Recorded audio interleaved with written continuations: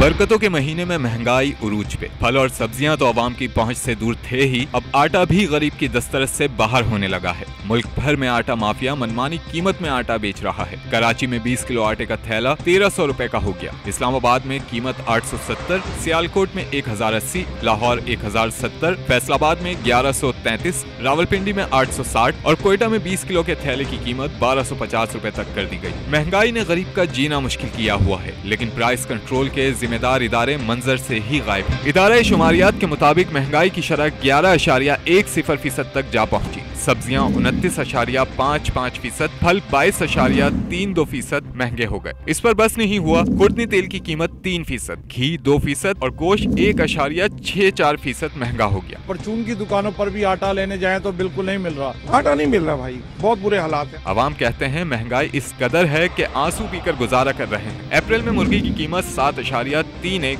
जबकि मसाला जात 1.54% महंगे हो गए। ए नूरे खुदा नूरे बसीरत की तलब है, रमजान का सदका तेरी रहमत की तलब है। मख्फी हैं इसी माह में रहमत के करीने, गर्दाब से निकले हुए बख्शिश के सफीने। गोया है तेरे इश्क में हम सब बराबर, मजलिस को तू गुलदस्ता फिरदौस बना दे।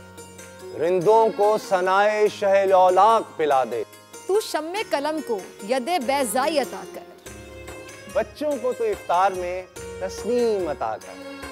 रमजान मुबारक की खुसूसी नशरियात रमजान में बोल, सिर्फ बोल एंटरटेनमेंट पर। रमजान में बोल।